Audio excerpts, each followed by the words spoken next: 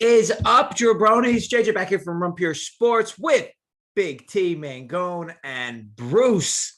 Talking a little college football for week one. Now, last week was, as the cool kids like to call it, week zero. Anybody have any big claims to say? I know I wasn't really in the DFS streets at all. You three, dabble, not dabble? How'd we do? Big T got waxed. I think I got zero back. And was it Saturday when the dude in the chat was saying how bad we were, Bruce? Was it last Saturday? I can't remember. Some dude was all over us, wasn't it? Oh no, last week I'm thinking of the wrong freaking. Last week I had the story with Gomes where I drove to the wrong state and couldn't even freaking register. So I'll let Bruce talk about last week. I was thinking of maybe Thursday or something recently. Yeah, it went okay. I cashed despite 2 zeros on Saturday. So two in the same squad. Two in the same squad, and they were high price guys too. So it was min cash, but still, I mean, with 2 zeros, that's the top. That's the mecca. Yeah, Bruce, I had a team top 100 with Bowens in there, so that was hurtful. Yep. I was rooting at home, right? I wasn't even like watching the game at the time. I was kind of like looking at the app, and I gave the update like, oh, I have a lot of PMR left, and I go, oh man, I need this guy, and this guy, and then I get a text from my friend. He says Bowens is done. Like, and I was like, well, thanks for just ruining everything. I didn't even know that, Yeah. But at least he gave me the update. I'm not sitting there like rooting home a guy that got the first catch of the game and then tweaked his knee, and then I'm sitting here wondering why he's not getting any catches the rest of the way. So, but yeah, pretty good, and excited to see what happens for this Saturday. Tons of college football. We got Sunday, we got a game Monday as well. So tons to watch tonight, and also we got a late night slate too. Bruce already got the projections up for that, so we got college football all day long.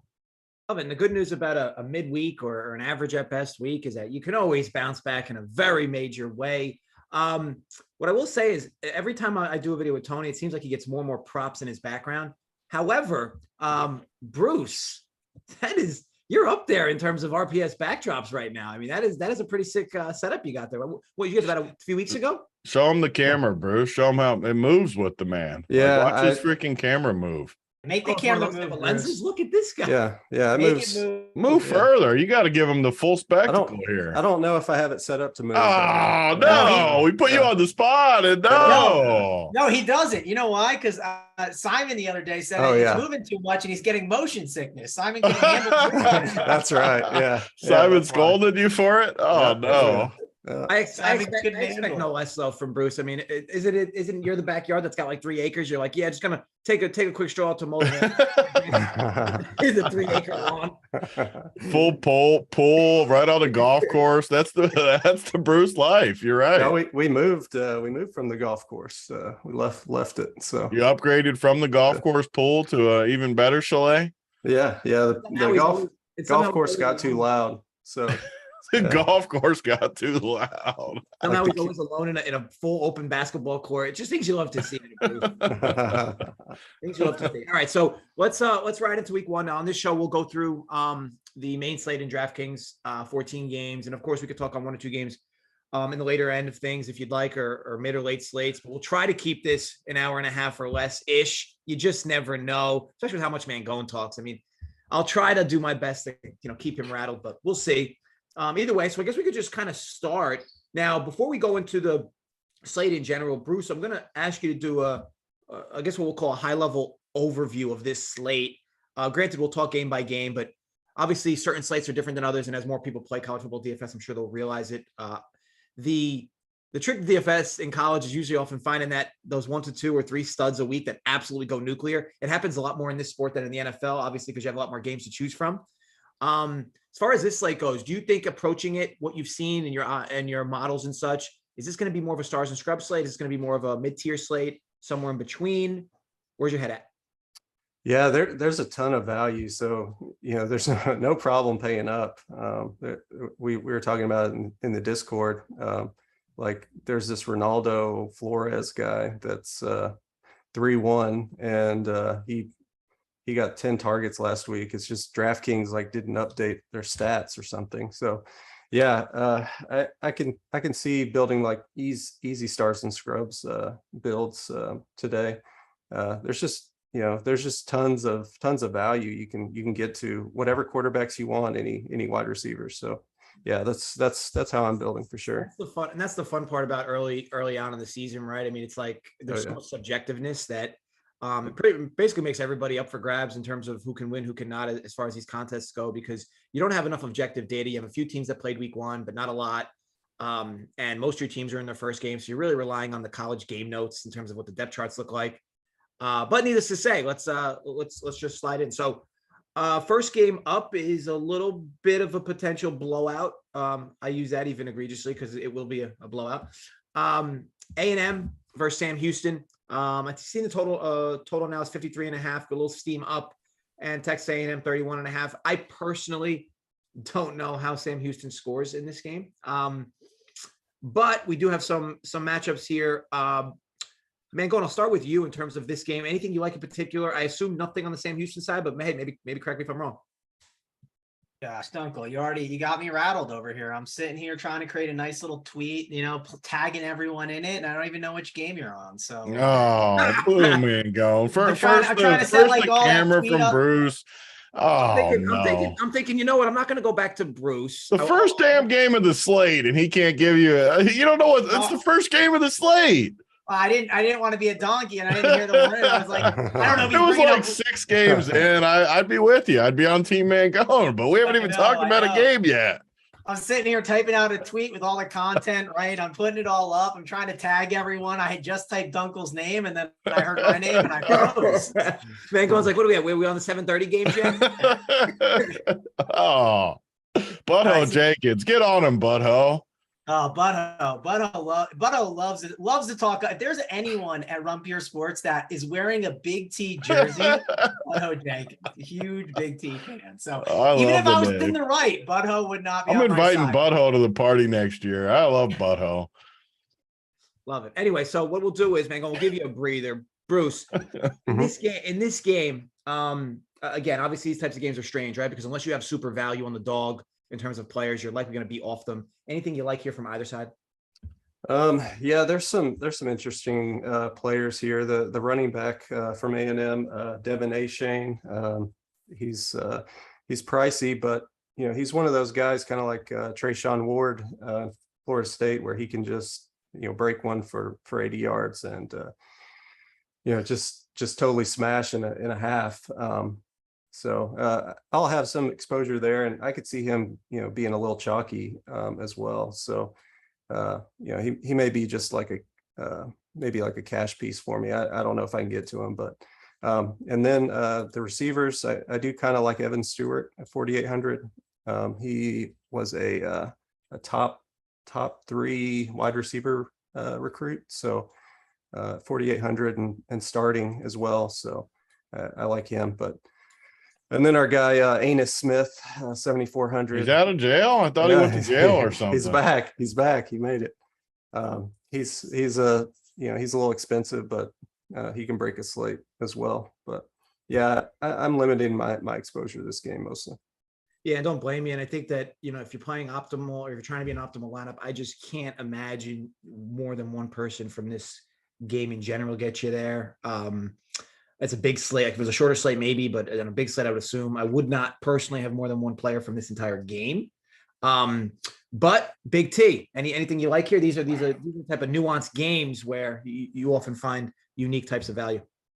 Yeah, I mean, it sucks early in the year because these games just make the slate harder because, like, if it just remotely stays close, which it won't, I agree with Dunkel. I'm not saying it's going to. I'm not taking that stand, but like weird stuff can happen where they start a little slow or something. They get a play long. I don't know. The touchdowns are just so much easier than some of the other games where both teams are level that it just brings so much risk. Like the running back, Achane, or however the hell you say it. I'll mispronounce names all day, but that I know how to pronounce the other dude, Anis, at least.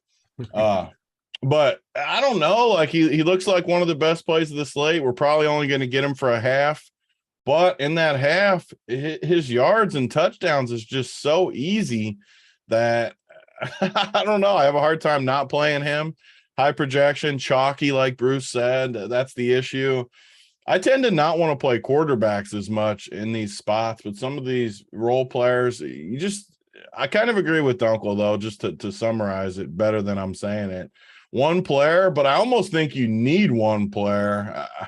It could be one of those just one of one routes where you only play one, but you have one on every team. Cause I mean, they're going to score, I don't know, in the 40s, 6 touchdowns probably. And I don't know, it's going to be easy. So how do you weigh it, Dunkel, in these? You've always crushed the college. Like the difference between easy touchdowns for only 2 or 3 quarters versus 4 quarters of tough touchdowns.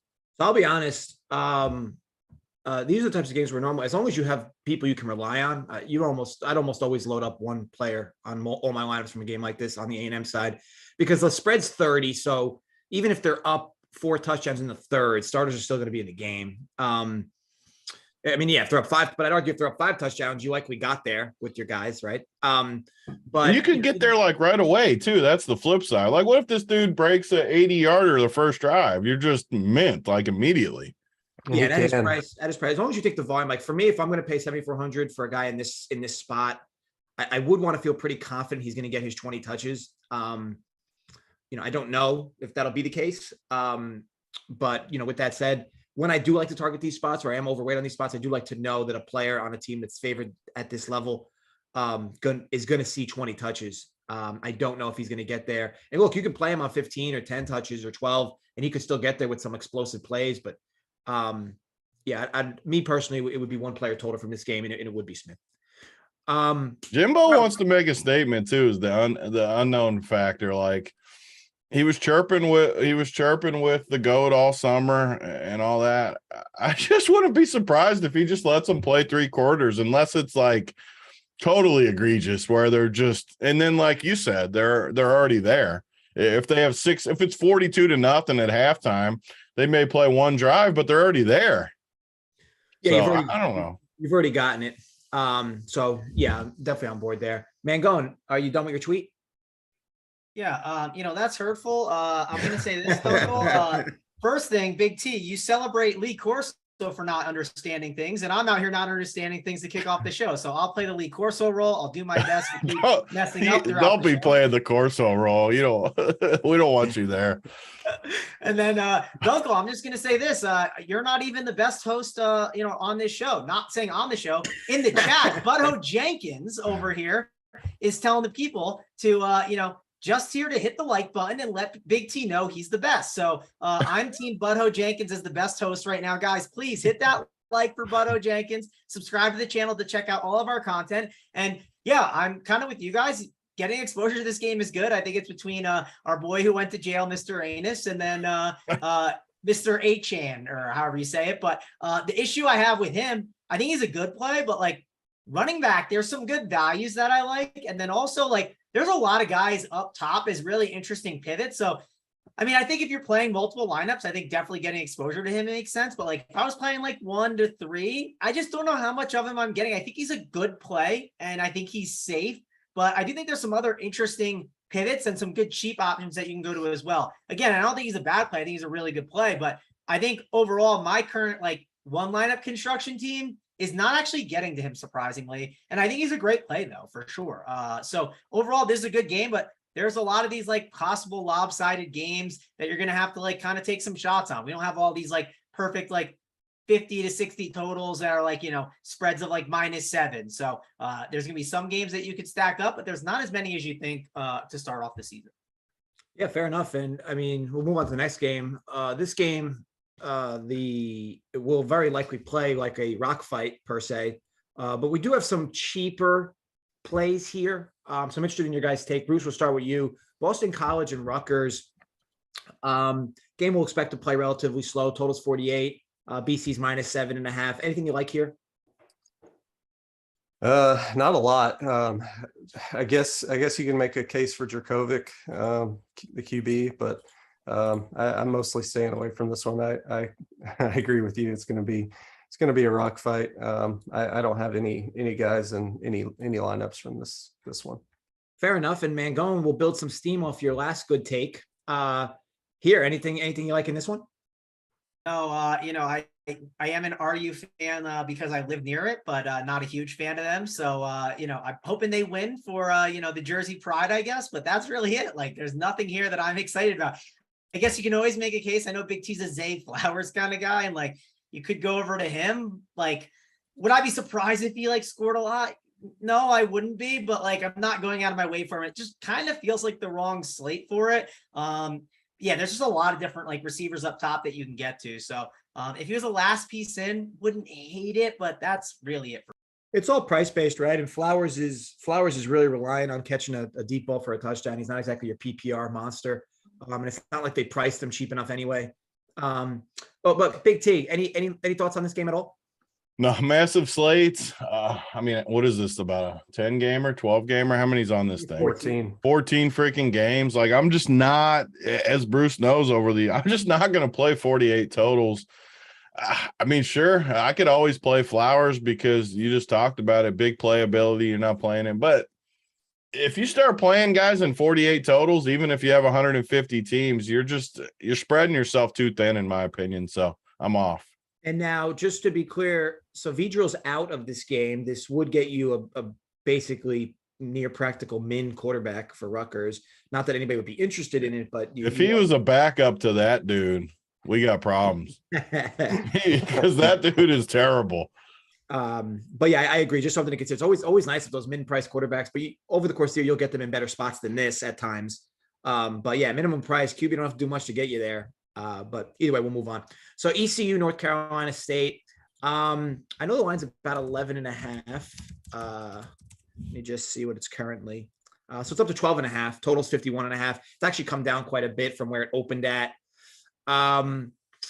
Bruce, we'll start with you again. What do you like in this game? This game obviously has some potential, especially on the NC State side. Any pricing issues here you see that you can take advantage of? Yeah, I actually have NC State to win the ACC, so they're one of my favorite teams this year. I do kind of like Leary as a GPP quarterback here, just because he just chucks the ball. I mean, 35 touchdowns last year. I don't think ECU is that great. They are returning a lot of guys on the defensive side, but I just think NC State is just so much better. Jordan Houston, the running back, should get a fair amount of carries here for NC State. And then the two ECU backs, Mitchell and Rajay Harris. We've played those guys that they catch the football and can make plays as well. I usually like to stay away from the NC State receivers just because they rotate so much. But like a guy like Devin Carter can make some plays for you. Love it. And I know you mentioned nothing on the ECU side. My boy Ehlers, I love this dude. I know that this isn't a good matchup, but like the dude just seems to. He's been there since I was in high school, I think. He's like an 18-year senior this year. He's been there a really long time. I was like 7 years old when he first walked on. But it just seems like the dude week in, week out is good for a 20 burger, and his price is right in line with that. I know we'll talk on better options and such, but the dude has upside every week. I almost always expose myself to him in some ways. That came out the wrong way, I think. But Big T, anything you like in this game? Yeah, I mean, I agree that they chuck it a little bit. I actually expected this total to be a little higher. What is it, sitting at 51 or something like that? That feels pretty low for these two teams to me, just looking at the guys. Nothing really sticks out. I think you can play some of these guys similar to what you guys said. I mean, on the NC State side, Leary, a couple receivers, Carter, Thomas. I mean, these guys are fine, but again, it's a huge slate, almost like some of the other sports where we do these shows. You just got to take stands in spots. You can't really spread yourself. And I don't know. I don't think I'm going to be on this game. Another low total. Nothing sticks out as just a great play. So I might make it easy on myself and just fade this. Can't blame you. And Mangone, last but not least, thoughts on this one?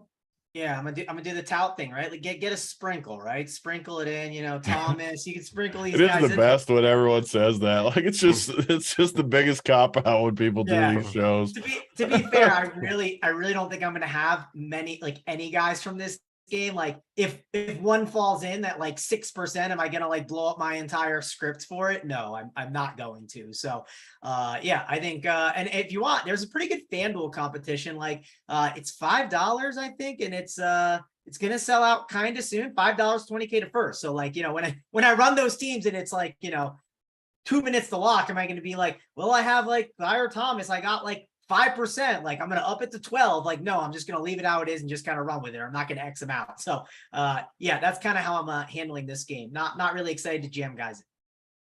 Okay, let's move on to App State, North Carolina.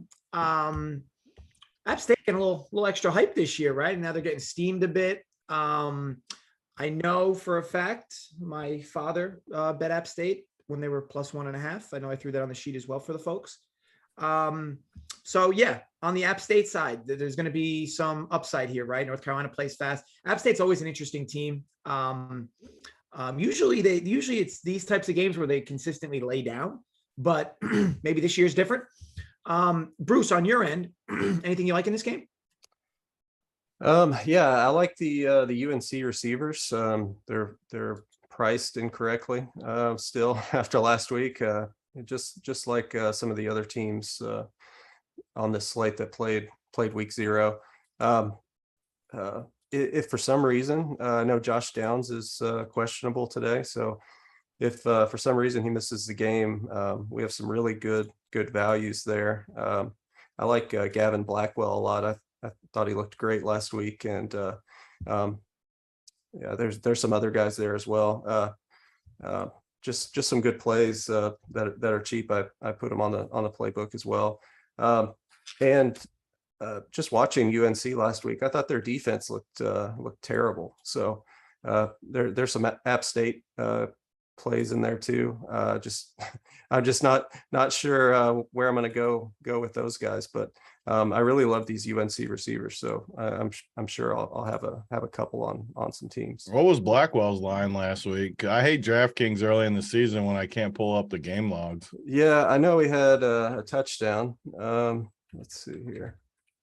At least he's a starter regardless. If his projection's like low too, we might get him lower owned than we should. Is kind of what I'm thinking. Yeah, he was 4 for 36 and a touchdown. Let me check his targets. But it's always the fun thing with college, right? Because to me, there's no sport like it where this dude Downs could be suited up, could be doing warm-ups on the sideline, and never actually get on the field. It is the most tilting when your dude just stands there. Okay, cool. Downs is out. So it looks like Downs is out, which yeah, definitely is going to open up some interesting options on the wide receiver, and expect this core of wide receivers to be quite chalky in some facet. But I'd even go as far to say that you very likely need one of these receivers to win an optimal today. I don't know. I don't think you'll need more than one. Maybe make yourself a little different, play more than one.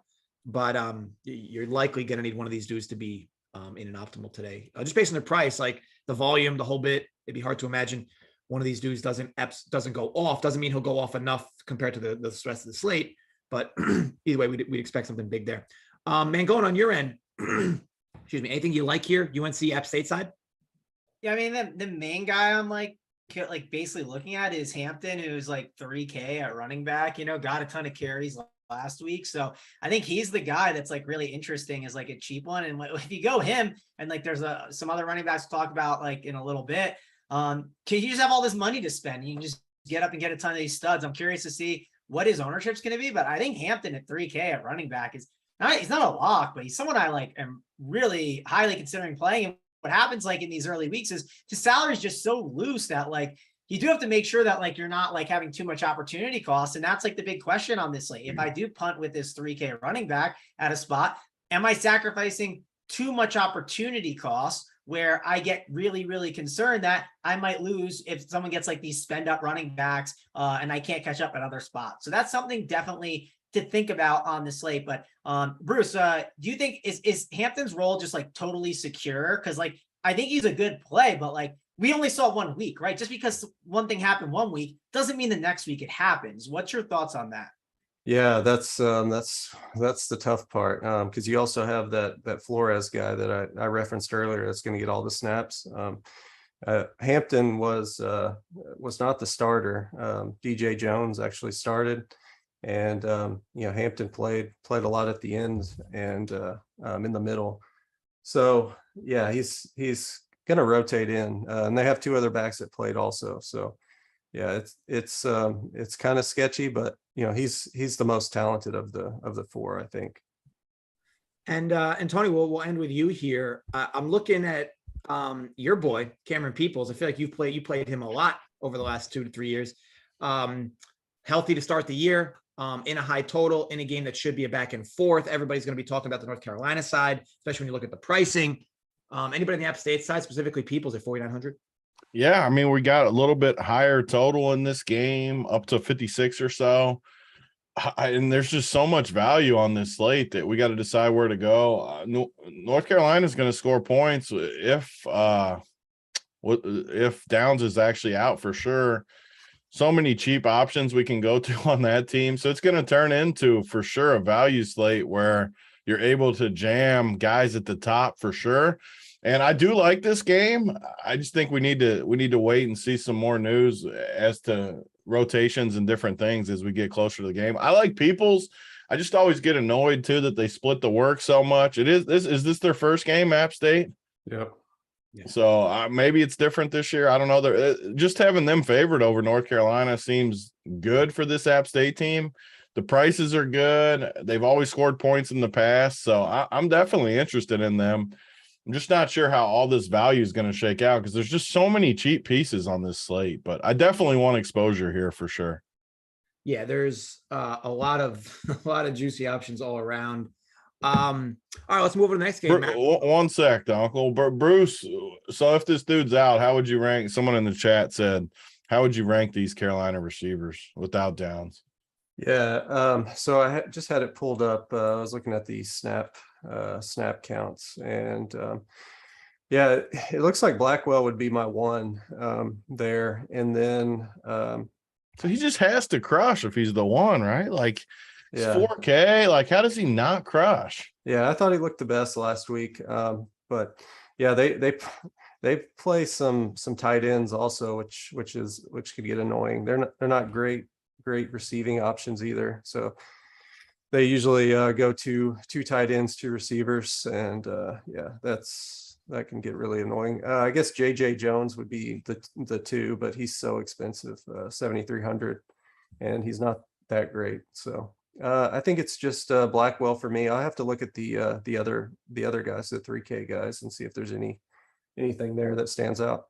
A quick like check has us at 320 people watching and 72 likes. Folks, it's unexplainable. Unexplainable. Let's get a few more likes here. I will say this: we get to 200 likes, which isn't crazy considering that people watching and how we're going to go through each of these games. Get to 200 likes, I'll give you my college card for today as well. And somebody that I'm going to be probably very overweight on FanDuel side of things. So let's just get us to 200. And we'll get the hook up there. Let's move on to the next. Doug, real quick, can I give you a quote on this dude Hampton, the quarterback Drake May? He said, "We call him Big O. He's a good player. He's still trying to figure out what to do sometimes. I have to tell him which way the play is going." I don't know how good that is, but thought that was hilarious. That's not good. He said, yeah, I know. He says when he gets the ball in his hands, it's good for our team, though. I think he saw that tonight. So I just thought that was really funny. Trying to see if somehow maybe he's going to get some more work soon. But this is why I like getting the Discord chat. Like sometimes we find some really interesting news that could be really important. And Bruce, make sure to add everyone to let you know if there's a guy out at the game starts at 3:30 and there's a guy out at 3:15 and there's value that opens up. Well, what happens? We all make those adjustments and we get updates if anyone finds the news. So that's one reason alone to get the Discord chat for little news and nuggets like that. It helped last week for me to be able to get on a quarterback that was literally 1% owned at 5K and helped get the job done for me for cashing. So definitely important information there. Yeah, awesome stuff, Mangone. Buffalo, Maryland, total 65, Maryland minus 24.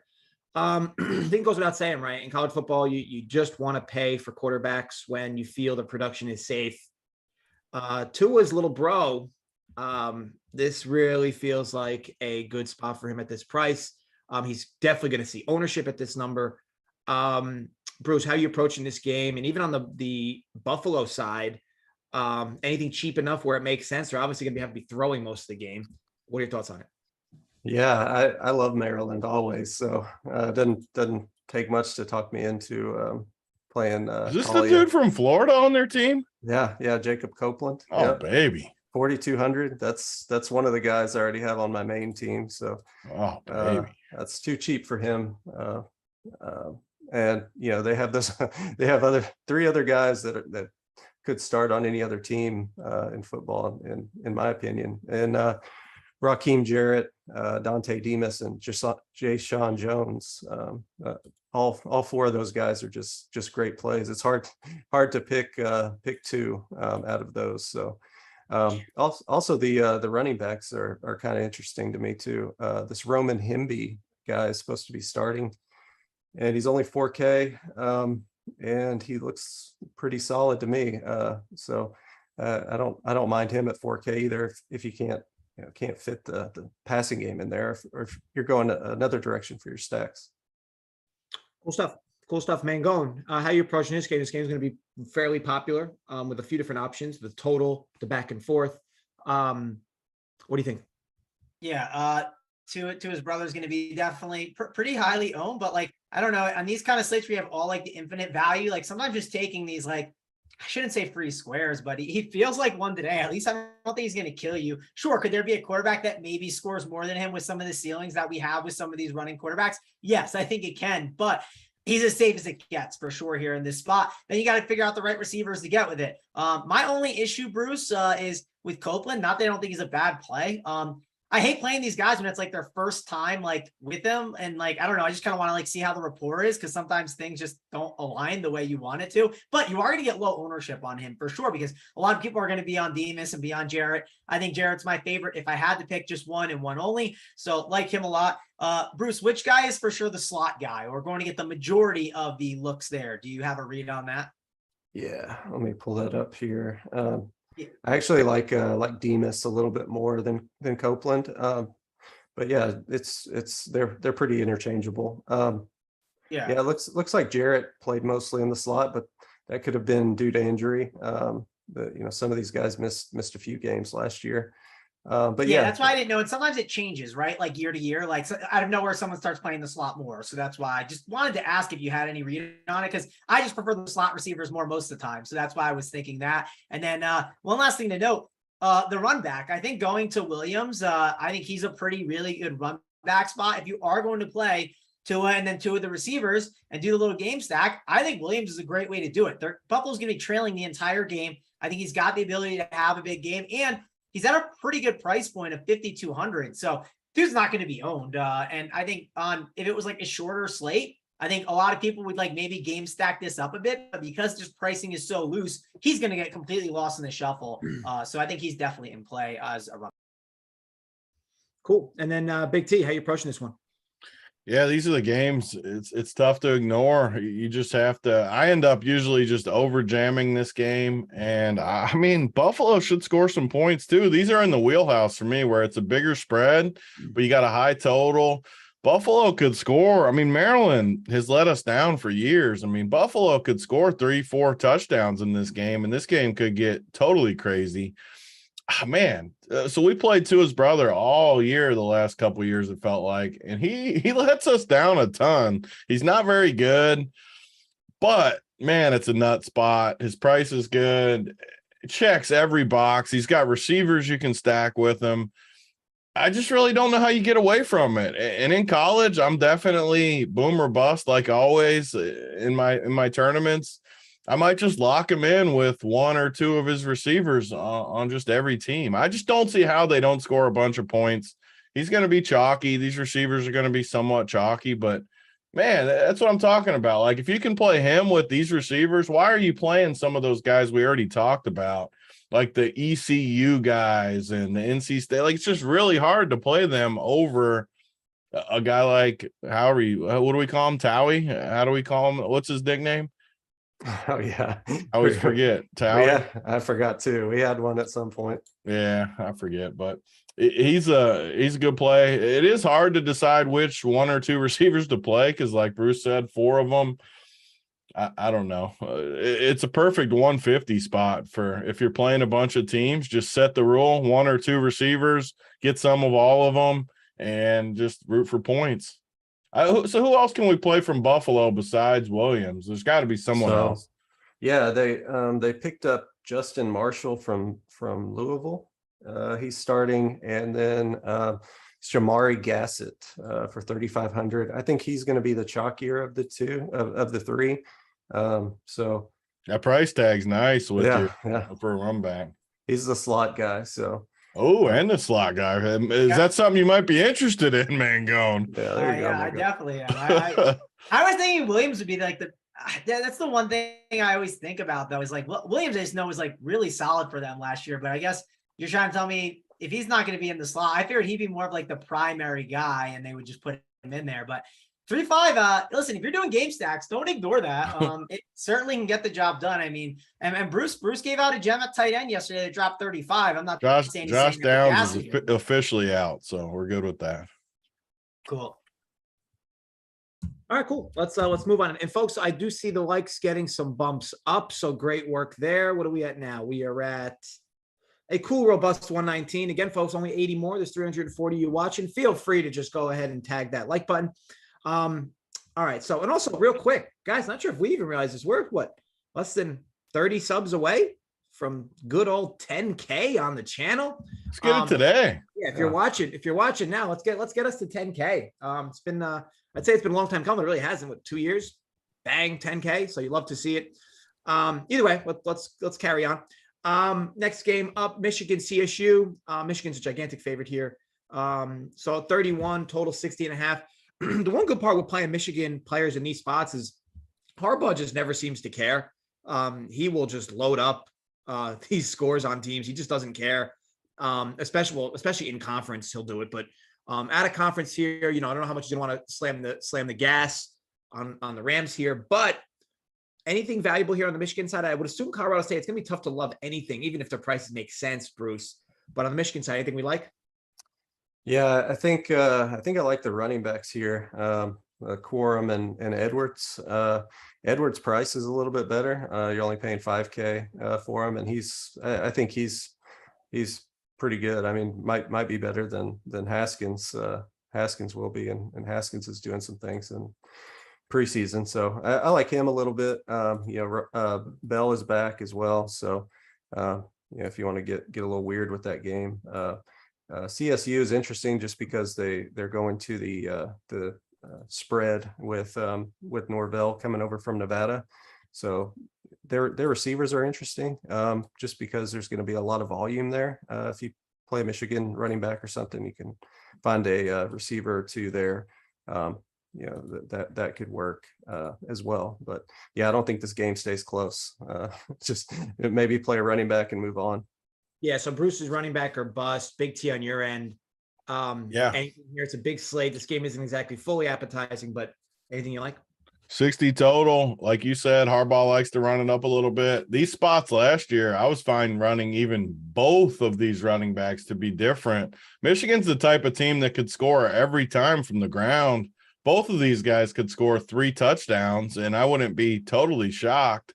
So, yeah, I agree. Running back or bust, nothing from CSU. And don't be afraid to play both running backs together to be different. This is a smash spot, easy touchdowns. It's another one, too, where I think you almost have to have one of these guys. There's no way these guys, both of them don't get there. One of them is going to crush for sure, maybe both. So, definitely on the running game. Love it. Mangone, any different takes here? No, nothing different here. Just because I moved to Colorado does not mean I'm going to be backing CSU out of nowhere. Edwards is definitely going to be the guy that I go to more than Quorum, I think, just because I think that price, difference is a big deal. But hey, when you're building out your lineups, like it's a really loose salary, so don't be afraid to go to Quorum instead over him. The one thing that's why I think Quorum ends up like more popular than we think. Just good. There's so much value. That's fine with me then. Like, because I really do think what's going to happen is you're gonna. And I don't know what the outcome ended up being between those Minnesota backs. Like Snyder mentioned it on that Thursday show, but like this situation does seem similar to Ibrahim and forgetting the other backup for Minnesota. Is it Perry? Potts. Yeah, I don't know why I said Perry. Potts. That was close in the wheelhouse of it. But the point I'm getting at here is Ibrahim. They didn't like. He had a great game, but they easily were happy bringing Potts in there, and Potts did solid. I remember pulling up the game log and I was like, oh, Potts is actually getting the job done at that 5K pricing. That gap was different. It was 9,400 to 5,400. Yes, it's a little bit of a smaller gap, 2,300, but I do think Edwards is going to be a guy that I like to go to. And with it being a new role for him too, they might just want to just lean on him a little bit more, get him some more reps. They're obviously going to use Corum for those other games more and see how Edwards progresses throughout the season. And then it might, maybe Edwards takes over more for Corum if he just blows him away. So I think it's a really great spot for Edwards. I like him more than Corum, but I'm with Big T. Like if you're playing a lot of lineups, you can easily play both together. And how many teams are going to have both of those combinations on the same team? Not that many. Love it. Love it. We can move on to UCLA, Bowling Green, and Mangone. This game, I'll start with you first after your lovely take just now. You've earned it. Obviously the UCLA side is going to have a lot more scoring opportunities. Bowling Green, for a team that doesn't really score a lot, they do play with pace. So, I would expect this game to play relatively fast. I just don't know if Bowling Green can get out of the quicksand that they'll likely be in. Chip Kelly always seems to let down, though, any chance he gets. With all this said, anybody in this game you like, Mangone, UCLA or Bowling Green side? Obviously, I think the run game is in play. You can play our boy Zach C. I believe it's Charbonnet or Charbonnet. I butcher names all the time, but he's obviously in play. But the problem is, look at this top end running back range, and I'm just going to mention him. We got Evans, we got a Chain, we got Corum, all really good plays. So I think they're naturally going to pull from each other, and ownership is going to be pretty spread out between most of those guys. I think a Chain gets the most ownership, but I think overall he's a good play. What I'm trying to figure out is what to do with our boy DTR, and that's Thompson Robinson at the quarterback position at 9K. If you're playing GPPs, like you have a debate. Do you play him? Do you play a Dylan Gabriel? Do you play a baby Tua? There's a lot of interesting options that you can go to up here at the top.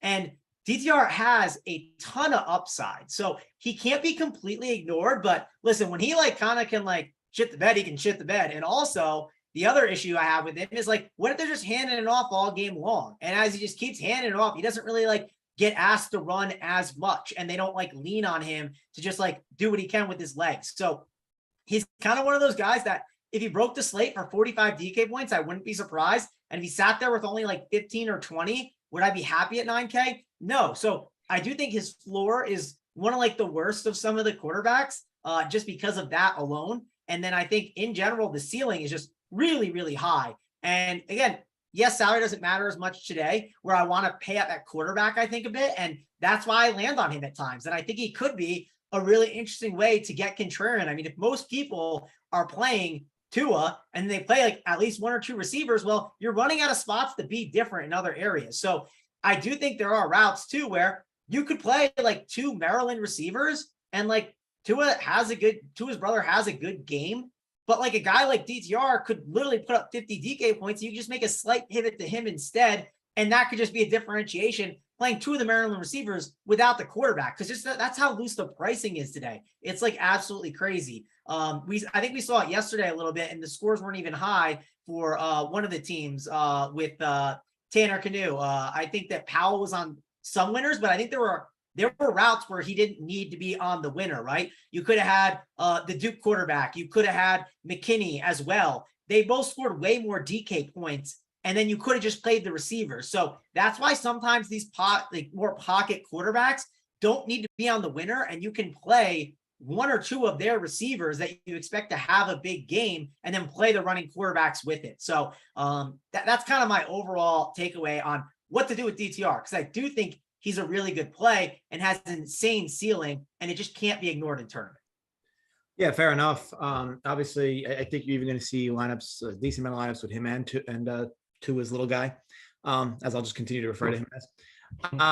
Bruce, on your end, obviously another interesting game, another relatively chalky quarterback. How are you approaching this game? Yeah, I like the running game for UCLA. Charbonnet should smash in this spot. 13 touchdowns a year ago. Just one of the best big running backs out there. I think he should get maybe 20, 22 carries or so. Just love that spot for him. On the other side, like if you're going to play a run back, someone like Austin Osborne, he actually played in high school with his quarterback, and they have good rapport. They seem to, he seems to get 8 to 10 targets every game. So I like him if you're playing a run back. But yeah, I like DTR, but I don't find myself getting to him too much. He's probably more of a GPP play for me. Cool. And Big T, anything you love in this game? Anybody going to be overweight or maybe even underweight on? Because this likely will be a somewhat popular game as far as ownership of players go. Yeah, I'm going to fade the quarterback. I just have never had good mojo with him. He always sucks when I play him. I just don't think he's very good. I'm just going to play the running game. Charbonnet, I don't know. Mangone talked about it. A lot of these stud running backs are going to take up a lot of the ownership, but just the way the roster construction is, I just don't see how you get away from it. And there's just so many ways you can get different in college with receivers and different things that I'm just going to play the running game, make it easy on myself. Even I think this game could blow out. Even the backup running back, 3,700 Jones. If you want to be different, like pay down at running back in a few of these spots and pay up at receiver. And that could make you different playing a dude like Jones. So that's an interesting look for me. Cool. Let's move on to the next game. So Arkansas, Cincy. But before we do, let's talk a little about RPS and then obviously everything we offer between the core plays, our playbook for all sports. I'll say this much: like it is where we're quite different, and we're running through plays we like and such. But if you're a member, you don't necessarily have to watch videos like this. Obviously, we love that you do, but you get all this content on your own. You can leverage the time how you'd like. We're going to go through obviously plays like Bruce's playbook and such plays he likes. Obviously, plays Big T and Mangone like. But again, you get all this stuff for the site. RPS 15, Big T, the code. I think it's RPS 15. NFL 15. NFL 15.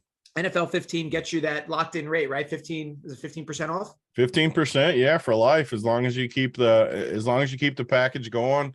And the prices are going up to start football. So the Tuesday after the first Monday night game, our prices are going up about 10% per package. So basically it's a 25% discount on what it will be once football starts. Because just to be honest, like today, myself alone, I'm one of like 50 employees now, but I got tennis full player pool up today, MMA full player pool at noon, college football full player pool at noon, and then we got golf live starts at 1. All this is one price, and that's not even talking about everyone else. I mean, you could go straight down the list with all the sports. Right now, I see Maddie Ice and Susie in the tennis chat, bringing you up to lock 7 minutes from now.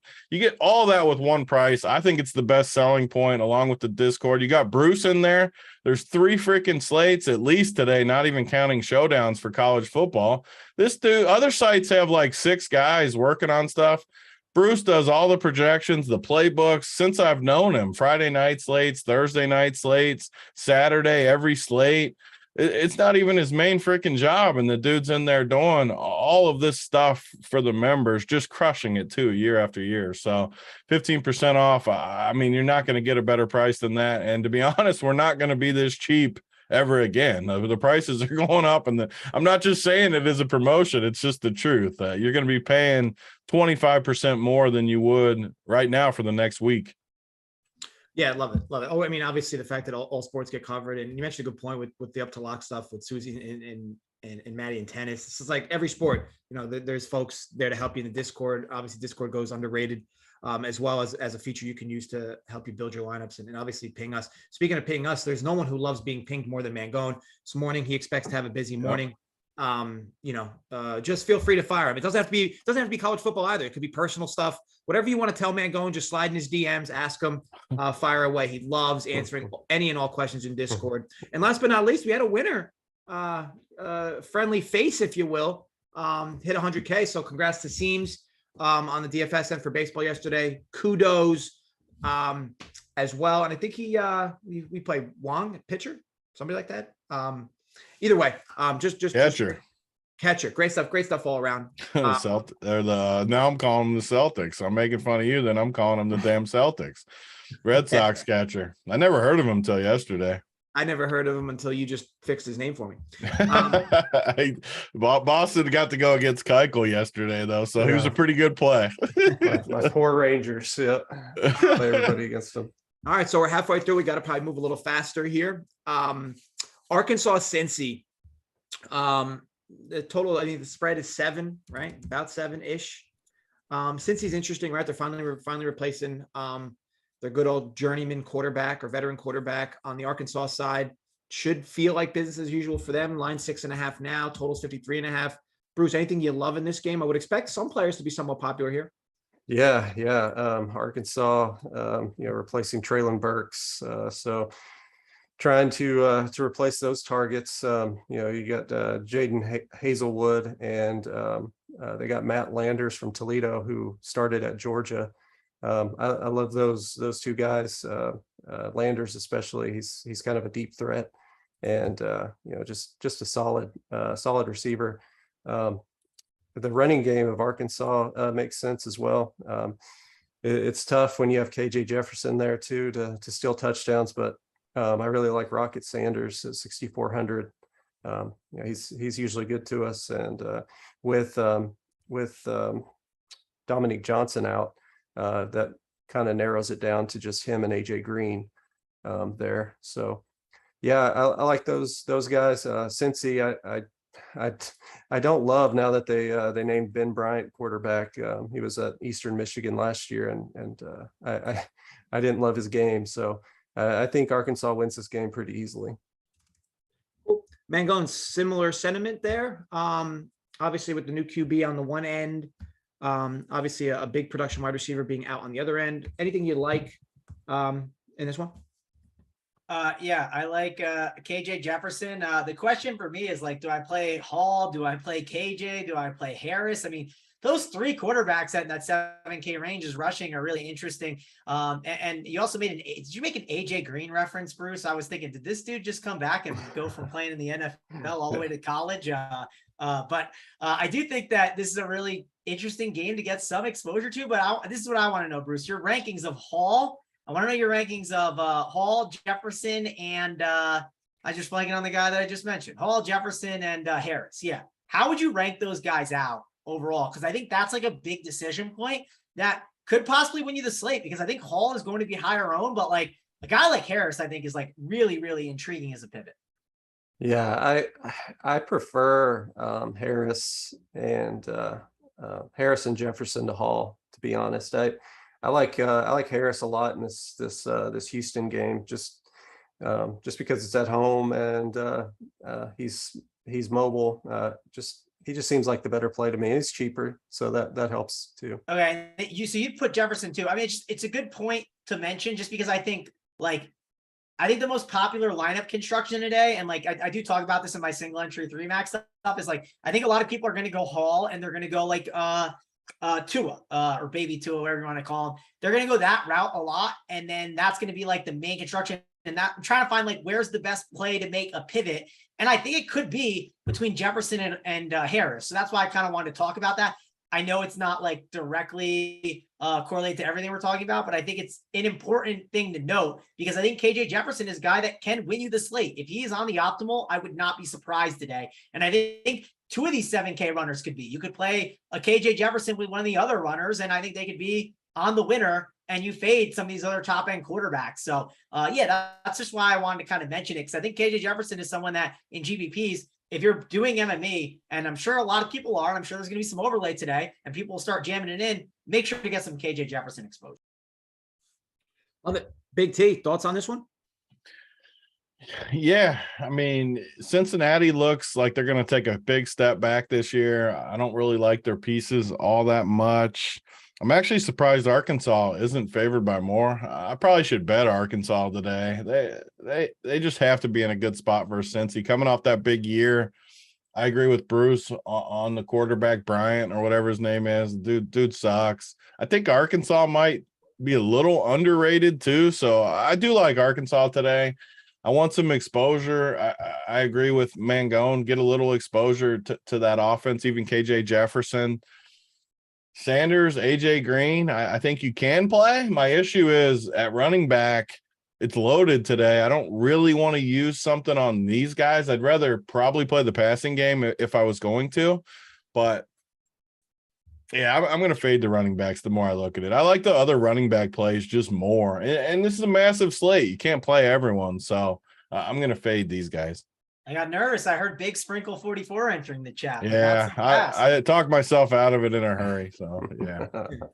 All right, move up to another key game for this for the entire slate. I guess one of the bigger games of the day. I know that Georgia's a big favorite, but they are getting Oregon here as I think 16 and a half. Georgia's favored.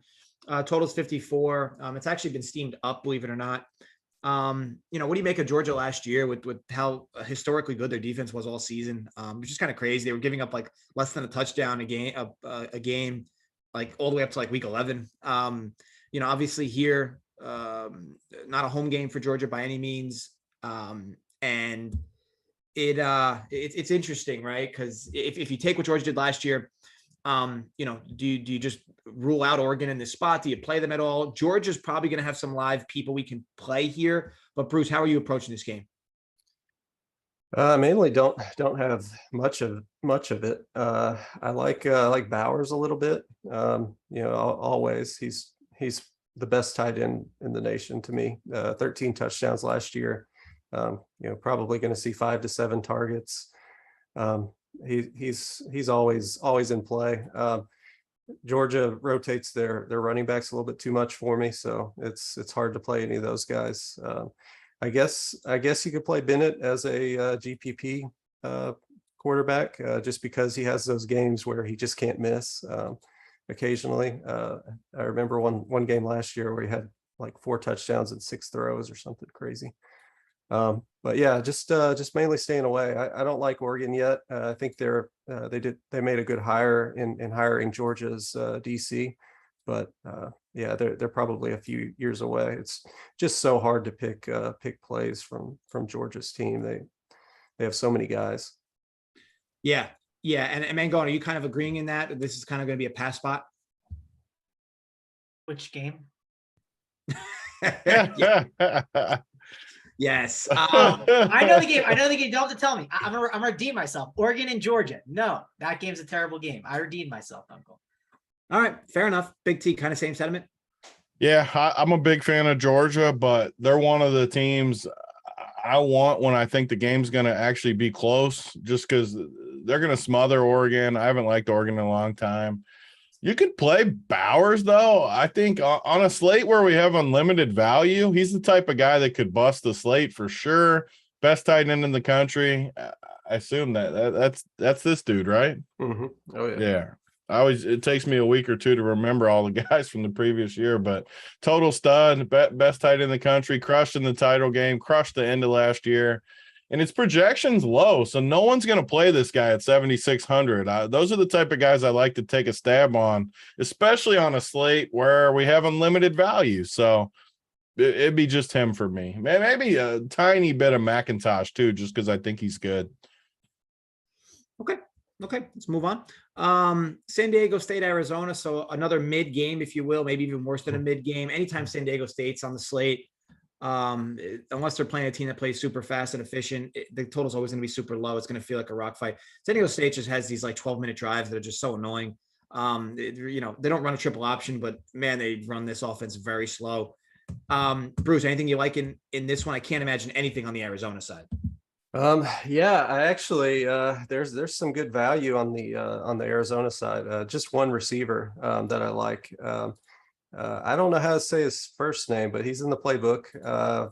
Last name is McMillan, and he's supposedly a 5-star wide receiver, best recruit Arizona's ever got. And they brought in Delora from Washington State at quarterback, and I don't think that offense is gonna look that bad this year. And this McMillan kid is only 3,900, so he's interesting. But yeah, man, the San Diego State is just so hard to play somebody against them. They're so boring, and defense is just too good. So yeah, it's just McMillan from this game for me if I'm going to play a value guy. But that's pretty much it. That makes sense as he sneaks under the radar. And even if the dude's going to get 10, 12 targets because he's a freak, he's definitely going to be worth that tag, regardless of what this total is. Mangone, on your end, do you agree with Bruce there and that the rest of the game is a fade? Yeah, not super excited about this game. We got a couple good ones coming up, so let's keep this thing rolling. All right, cool. Big T, actually, same sentiment on your end, same thoughts? It's going to take a lot for me to play anyone in a 46 total. San Diego State games suck. Who's the guy Bruce talked about? Jesse Matthews? McMillan. Matthews is okay also, I guess. I don't even see me. Who's McMillan? He's 3,900 Arizona. Oh. Yeah. Yeah, I'm off this game. Okay. I was looking at the one dude. I thought you said Matthews when I was listening. Matthews looks decent to me, but I can't play. I don't think I can pay 6,500 for a guy in a total this low. Yeah. Agreed. Oklahoma UTEP. Oklahoma was a really big favorite. They got, it seems like, steamed down a bit I say a bit. It actually might seem like more than that from actual open, but down to 30.5, total 57. Looks like everybody and their mother's on this game over, which is interesting. But needless to say, Oklahoma is going to score practically at will. UTEP, we got a little taste of what they were last week. Nothing to love, that's for sure. However, is there any value on the UTEP side that you would even think Bruce going here, or anybody on the Oklahoma side that you think is worth it as well? Yeah, there's tons of value on the UTEP side. This is one of the games that was on week 0, and DK didn't update the prices. This Ronaldo Flores kid at 3,100. He's listed as a running back, but he's a receiver, and he got 11 targets last week. And they had 2 other guys. Let's see, Smith. Also, I think he had 14 targets, and one other guy had 10. Kelly Akieri, 3,900, had 11 targets as well. He's only 3,900. Tyron Smith is 4,600 and had 14. If you're playing the Oklahoma side, you have some good run back choices there for value. Marvin Mims, 7,700. It's hard to get up to him, so his ownership may not be that high, but he's a total stud. Same with Theo Weiss. The question you have to ask yourself is do you want to pay up for Eric Gray at 8,100, the running back? He had a terrible year last year, and he's kind of hoping to bounce back this year, but 8,100 is hard to pay up for somebody who had a down year last season. Agreed. On your end, Big T, how are you approaching this UTEP OU game? Normally, in most stances, this would be a game to completely avoid on long slates like this, but because it's early on, do have some pricing mismatches. Well, what do you think? I'm so happy you asked the question while Big T wasn't there, Dunkel. Well, did he ask me? I ran to. Yeah, he asked as he jumped in, and I didn't know if you heard it. I was waiting to see if Big T. Well, I figured he said something to me when it was quiet. Or you don't kicking Oklahoma to me? No, well, good, yeah. Yeah, Gabriel should be a good fit in this offense. Eric Gray, 8,100 is going to be another running back that kind of fits this mold of pay up for today. It is tough, though. He didn't look great last year. 8,100 is expensive, but I do think it's going to make him crazy low owned in this spot versus UTEP. And who else they got? Major back at running back. He sucks. Yeah, I think Eric Gray is a great tournament play where just people aren't going to play him against UTEP. And I mean, they could score at will. Yeah, they didn't look great at times last year, but they still have upside. Who's the coach? The coach left, right? Yeah. Who's the new coach?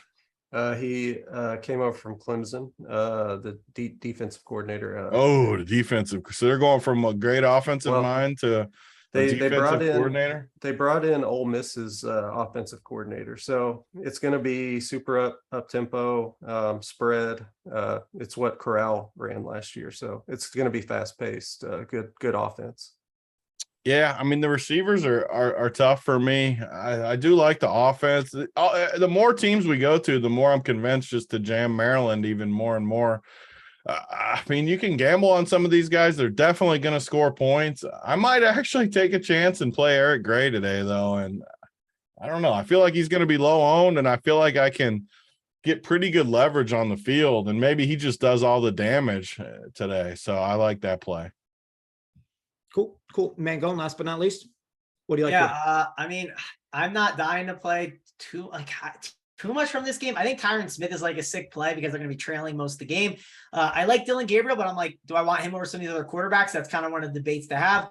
Marvin Mims, I think, is certainly in play. I'm currently not super excited about Eric Gray. I understand why, though. Big T is like, he's not excited. He's capitalizing on some ownership things, right? I'm excited about the spot for sure. Cause I mean, yeah, man, they're going to score 6-7 touchdowns.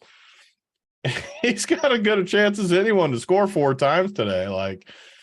And he's not going to be owned. No one's going to play him. So that's something I might be interested in, Mangone. Yeah, I struggle because I bet is under. So I'm like, and I know it's not the same because in DFS. Yeah, completely different. That's what Dunkel's the best at this. That's one thing you can literally do is almost bet the unders, play them in DFS, and you kind of cover yourself a little bit. Yeah, I mean, I think it's fine. And I think he's kind of interesting on FanDuel at 8,400. I know we haven't talked a ton about that, but 8,400 is definitely an interesting tag on Gray over there, especially when the 100-yard bonus doesn't matter too. And if you're just looking for that guy that can pound in 3 touchdowns, certainly could be Eric Gray there. I wouldn't be surprised if the dude had I wouldn't be surprised if it was under hit and he got 90 rushing yards with 3 touchdowns. That just would not shock me with Gray, just because of how gross he's been. He's going to have a lot of scoring opportunities, and that is the reason why you're considering and investing in him and his upside, right, Big T? Yeah, I mean, it's a perfect example of using game theory in DFS. I mean, if you told me he was going to be high owned, he would be the easiest fade of the day. If you tell me he's going to be low owned, he might be the best play of the day. It's just how I use ownership in spots like this. They're definitely going to score. Do I think he's a good player? No. Do I think he's in a great system and a great matchup? Yes. So I don't know. I think he might be the slate breaker today. I'm just going to throw it out there. Cool. Good stuff. All right. We only got 3 games left. So UTSA Houston's up next. UTSA catching 4 here. Total 62. It's actually seen some steam up, which kind of makes sense with how fast UTSA. Actually, Houston plays with pace too. They've just had some interesting improvements on defense over the last few years, which has been, again, interesting. Very against the head coach's norm. And this team in general, they've become a run-first team in Houston. And they brought some starters back as well. In relation to this slate and this game, Bruce, what do we like here? This is a decent sized total, and it's already gotten steam up as well. So I assume some plays will be popular here. Yeah, I love both quarterbacks here, and also Tank Dell, the wide receiver. I just think him and Toon have such a good relationship after spending so much time together. The UTSA running backs are interesting. Smith and Brady. Traylon Smith comes over from Arkansas. So if he gets some good run, I think he can put up some points catching the football and running it. But yeah, the wide receiver spots are good for UTSA. Zachary Franklin, Cephas. Those 2 guys are just great. And then you have a value guy down there. What's his name? For Houston, Joseph Manjack, which Manjack, I like that. Yeah, he comes over from USC. Manjack, yeah. So Manjack used to play for the Trojans. I mean, how do we not get some Manjack in our life? We had some man jack a while back. Yeah, it was pretty good. Good stuff. But yeah, also one more guy I wanted to mention was Matthew Golden for Houston. He's 4,900, so he's not cheap, but he is a true freshman wide receiver, supposed to be a stud starting. So he's probably a good GPP piece. Cool, good stuff. Mangone, on your end, what do you like in this game? Gosh, I'm stuck on Manjack real quick. This is a lot going on here, but I do think that this is a game that we should be considering a lot of. Nathaniel Dell, definitely going to be a guy that I'm looking to go to.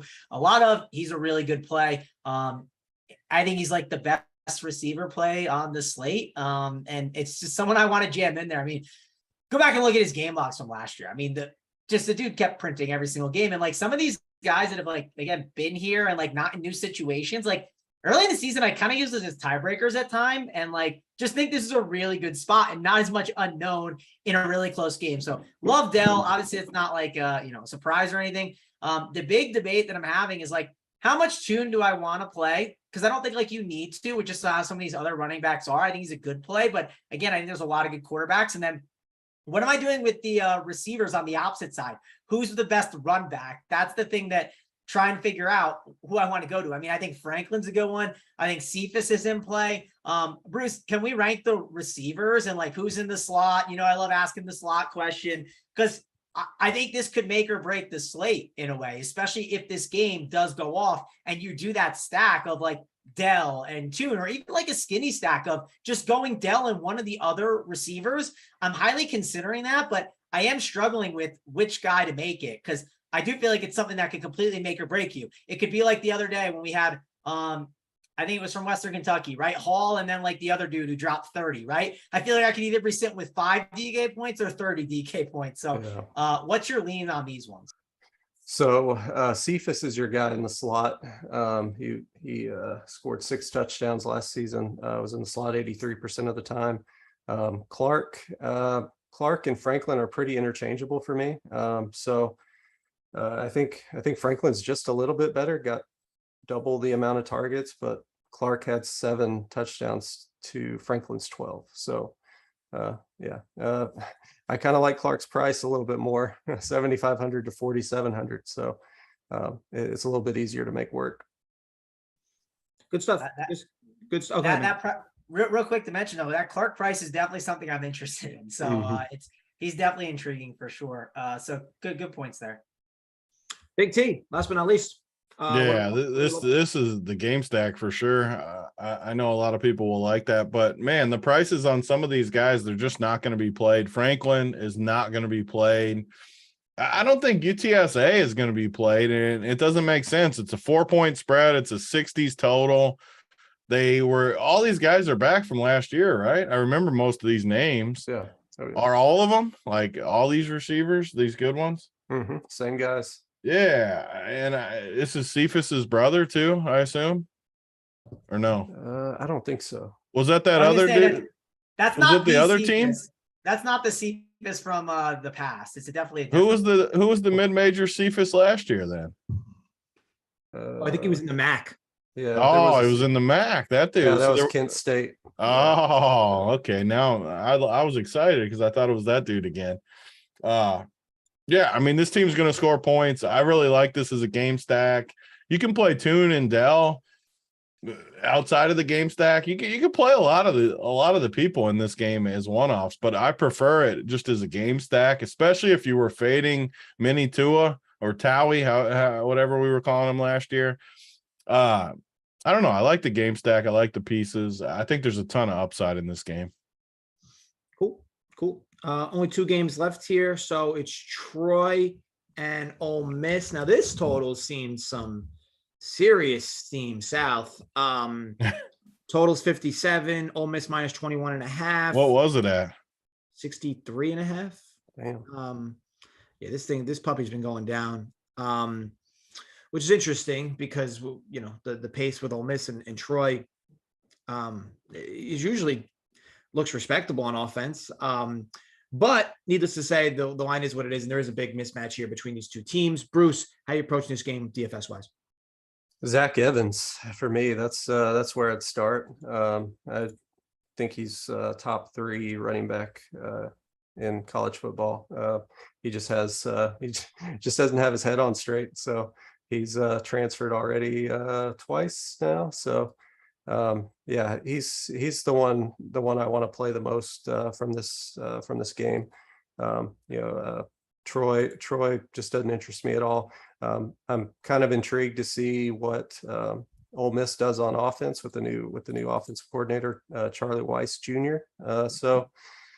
Yeah, I'm mainly staying away from the rest. I guess Michael Trigg is interesting at 4,600 as value. Jalen Robinson, nobody's going to play him at 6,700, so he's a good GPP piece.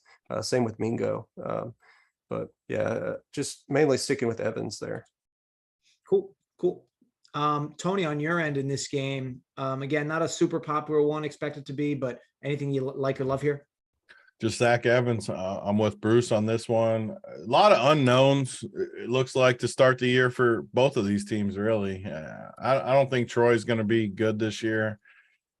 Zach Evans for me. Cool. And Mangone, kind of same thing, just sticking with Evans?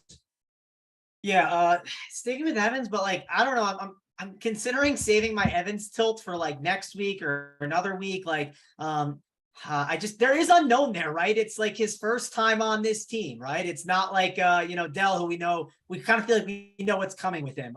Like if you have to make a flex play of Dell or him or some of these other really good options, like there's some elite plays, and that's what's going to keep Evans' ownership down, right? Like it just naturally is. But I'm kind of thinking of just saving it real quick here. Unless Bruce, like, do you really just think like this is Evans, like, gonna just get fully unleashed and like, I'm crazy to sleep on what this ownership is going to be? Because I agree. I think this ownership is going to be amazing. I think it's going to be awesome. And I think there's a chance to really capitalize here, but I am considering waiting a week or two. What's your thoughts on that, Bruce? Yeah, I think if you wait a week or two, his ownership's going to be a little bit higher, just because he's going to have a huge performance here. Yeah, I just think it's a good play. Troy's not great on defense either, so I won't have him on my main team, but definitely like my main GPP squad. Good stuff. So the last potentially, but not least, at least as far as this DK slate goes. So BYU, South Florida. South Florida is seemingly always a tilting team to bet on or wish good things happen for or from. Needless to say, BYU minus 11.5, total 58. Bruce, totals there, BYU options. We know they quarterback seems to always be a bit of a head scratcher, but they always have good receivers. Obviously they lost their big prospect a year ago, year ago. No, this past year, right? It was drafted this year. Yeah. So anyway, what do you think here? I like the running game here for BYU. Christopher Brooks and the transfer from California. I think he's a good running back. He was a good pickup for them. I know who you're trying to think of at running back, because I can't think of him either. But yeah, he's a great play. I know there's some bad weather there in Orlando. Not Orlando, Tampa, wherever USF plays. But yeah, there's a couple of value options here, but I think there's better ones elsewhere, like Joffrey Brown for USF at 3K. He's De'Ami Brown's brother, transferred to USF from UNC, minimum price. So he's not terrible in a game that they should be trailing. I love this Puka Nacua kid receiver, but he's questionable. So it's tough to play him. The BYU quarterback is good and he'll be chalky, but I like other options like Frank Harris, like we discussed earlier. Cool. Mangone. Obviously this being the last game, the late hammer, if you will. Anything you like here?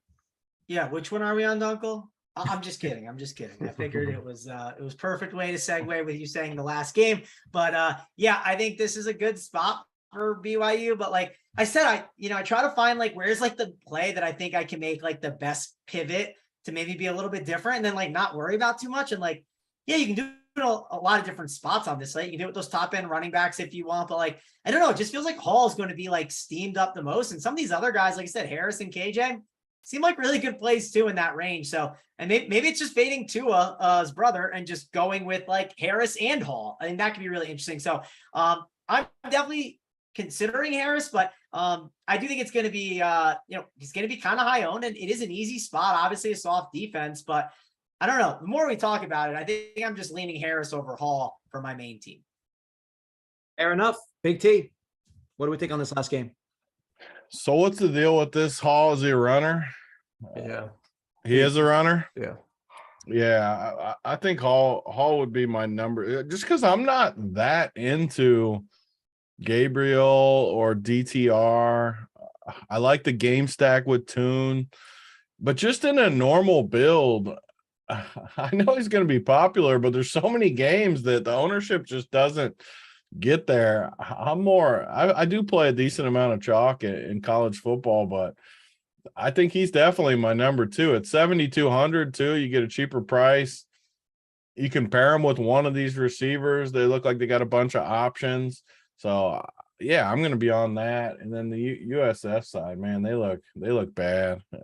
They look real bad. So just Hall for me with one of the receivers. I guess this Nikau, or however you pronounce his name, would be my preferred target at 5,700. Cool. I'll take a few questions from the chat and then we'll call it a vid. But I do have some questions for you guys. Number one, I know we briefly touched on him, Frank Harris on the UTSA end. He just seems underpriced on both sites for the slates. I think he's 73 on DK. He's 9K FanDuel. I know that quarterbacks are where you often win in this sport in terms of getting the right guys that can actually pound in numbers. Harris has upside to pound in numbers. Houston's defense is respectable, but this price to me doesn't even make sense on either site.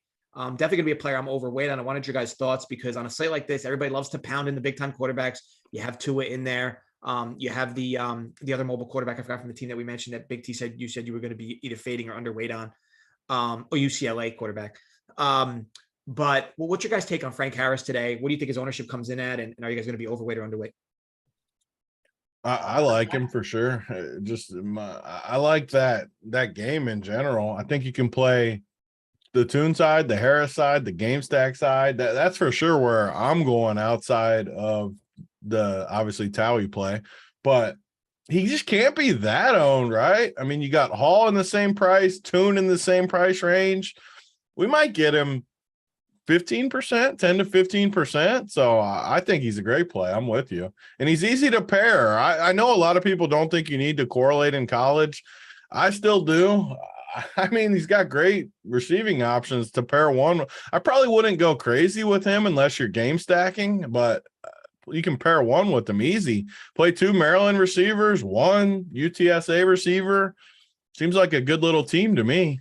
I think you can also pair it in like the small stack of just going Dell and Harris. Like, I don't think you also need to play like necessarily the guessing which guy he's going to throw to. Cause like he has the rushing ability too, where like that is a skinny stack, especially when it's these slates where the pricing isn't as tight. Like I think on those slates where the pricing is super tight, that's where the game stacks can win out even harder. And that's where you can get the game stack super low owned because of how things can spread out. But I think that like mini stack of Harris and Dell could be really interesting and just like a great way to get just some small exposure to the game. And you don't feel like you're missing out when it's kind of going nuclear, if that makes sense. I don't know, Big T, I kind of want to get your perspective on that because I feel like you're going to say just jam it a little harder, but I don't know. I kind of want to get your thoughts because I just think with the looser pricing, I think that it makes more sense to do it in this. And I think those game stacks make more sense when the pricing is a little bit tighter. Do you agree or disagree? Who'd you ask? Me? Yeah, sorry, Big T. My internet. Yeah, I mean, I'm more of a stacker, so Dunkel's the hero. We got to get some Dunkel freaking winners. Ask Dunkel. Dunkel needs to answer that. I guess since you always like to stack, you get what I'm saying. I just don't like to play naked quarterbacks as much. Even I don't know. I just don't. It's just not something I do. I agree with your points, though. It's just not something I do. Okay, so let's ask someone else who maybe Dunkel. Let's get your take on it because that's what Big T wants. He wants to hear your take. I want some damn Dunkel takes. He comes in and hosts. This is what Dunkel does, Mangone. He always sandbags his winners. He comes in and he hosts and he kicks it back and forth to everyone. And then later today, after we gave all the input, I'll see his sorry ass above us in the standings, like every freaking Saturday last year. Yeah. After we do the print factory, he'd be, I don't think I'm going to play this week. I'm going to take the wife's not letting me play. I'm going to the botanical gardens, the butterfly pavilion. And there he is. He's right. He's right up top again. Yeah, he's at the pumpkin patch with the lady. Yeah. Like he's doing all those things. He can't look at his phone though this week, he would say. If this was StreamYard, Tony would have already been booted. I don't have that type Helmet's got my back. I can't get booted on here. I don't have that type of power. There's nothing wrong with the butterfly pavilions. We're not gonna talk, we're not gonna slander those events. But in terms of stacking in this sport, I do think it's a little different than NFL. Like I think NFL, you have to do it. I think this sport, because there's so many different mobile quarterbacks, you can play a lot more naked QBs without a run back. And again, remember, it's a sport that has a lot of blowouts, right? It's not like the NFL in that sense. So you can play a lot of naked stuff. But with that said, you know your competition isn't stacking as frequently either. So you have that flexibility. For me, like I said, I'm going to be overweight on Harris today, undoubted. If he bangs me, he bangs me. But at his price, like to me, the only way he bangs me is if he gets hurt. Like he is too cheap at this number in this matchup. And he's good at home. And he's got the receivers. I don't necessarily think you have to pick the receivers. I definitely don't think you should pick more than one if you go with him. The UTSA barely ever has two receivers go nuclear in the same game. So I think if you play Harris, you got to limit yourself to only one option there. But yeah, as far as the run back, Dell's an easy run back. Dude's going to see a ton of targets. To me, Harris Dell is a nice little combo there.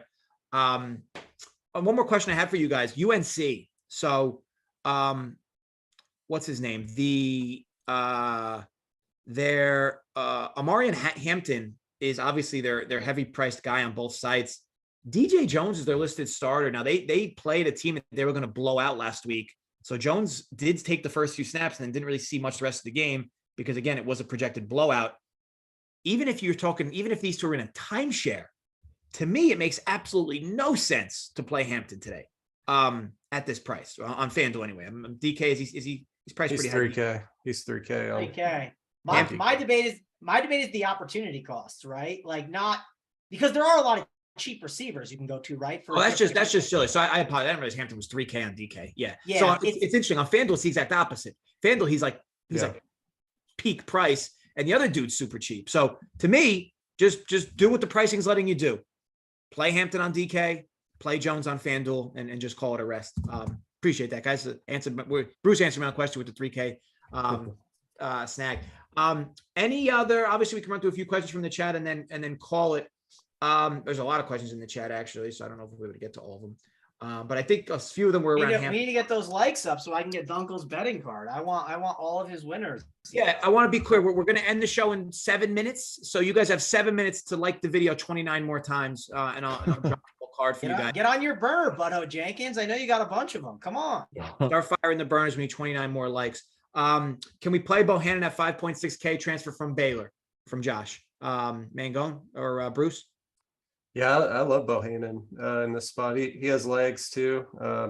I think if it's going to be raining there, also that's just even more reason to play him. It is a tough matchup, but 5,600 for a running quarterback, I can get behind that. Cool stuff. Let me see what else we got here. T Harris or C Harris. Anyone? Bueller. I'm not even sure. From Travis Carte. Those questions are tough for me in college because you got to tell me a team or something. Sometimes I don't know which Harris you're talking about.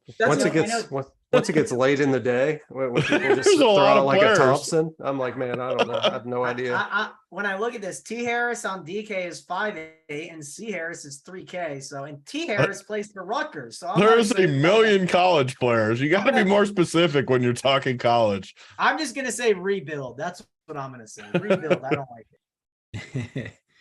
All right. Somebody had this question as well. Top plays today at DK. He put 3.5K. I'll say 4K or less. Obviously, we mentioned the UNC back, who's going to be uber popular. on DK, and I think popular as well on FanDuel. The other guy, if you will.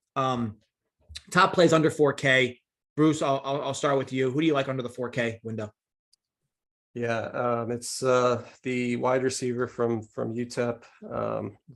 Was it Lopez? Flores, man, I keep calling him Lopez. Flores and Hampton on DK, of course. Both those guys are just great value. Good stuff. Good stuff. So I guess we still need 14. We might not get there. In relation to let me ask you this, Mangone, you're in the middle of building your lineups. What's the game you're stacking the most today? I'm not stacking as much as I want to. It's hurtful, but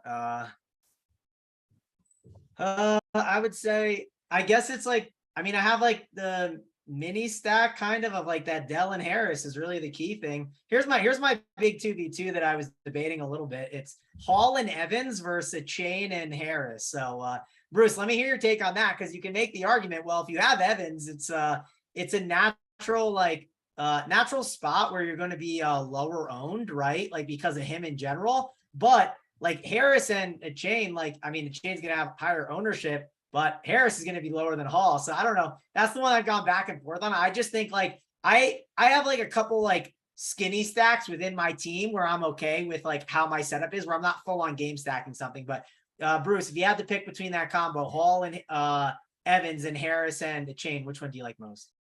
I'd go with the second. That's what I have currently. So yeah. You have Harris and a Chain. A Chain, yeah. That's what I have too. I think it's that's my favorite route right now. Good stuff. Good stuff. Let's see what we're at. We are at 195. I guess that's close enough. Let me just say this real quick, and then we can all go on our merry ways. So yes, I did bet the over in the Maryland Buffalo game, 64.5. I think currently it's 65. Not a big deal there. I also like the teaser today. I do this often in this sport, and obviously not to go too deep into the betting realm, but when a line gets steamed in this sport, I even do this in the NFL, when a line gets steamed 4 points that I don't feel is justified, I'd love to then take it and tease it with a 6-point teaser, especially if I can go through key numbers, because then I'm more or less taking a line that opened, moved 4 points, and I'm moving it 6 more. So I'm actually moving a line 10 points. It almost feels like I'm doing a 3-team 10 teaser, but for 2 teams for the same price. So yes, I teased Ohio and Florida, both up. Ohio to 10.5, Florida to 8.5. That was a 2-team 6-point tease. And then I did bet the over in North Texas SMU 67.5. That game should just blaze. I know North Texas has a respectable defense for a mid-major, as does SMU. Again, I guess for a mid-major, but SMU's defense, it just lets down year after year. They do have a new head coach, but he's their old OC. Their offense should run very similar to how they've been. Just 2 teams that are going to call a lot of plays, and the yardage should be there. Obviously, we just need them land in the box, but big number, but I think it gets over there. And then my pops did bet App State on the money line, and he grabbed the 12.5 or 12 at ECU. So yeah, that's the rundown. Good show all the less. Bruce, any final notes before we get out of here? No, I think we covered everything. Awesome stuff, guys. Thanks for hanging out. Big T, Mangone, Bruce as well. Be sure to check us out on puresports.com, see what we're all about. You can get all this content for one very low price. NFL 15 gets you that 15% locked in for life. But until then, as always, folks, gamble responsibly, stay safe, and yes, run pure. Helmet. Let's get out of here.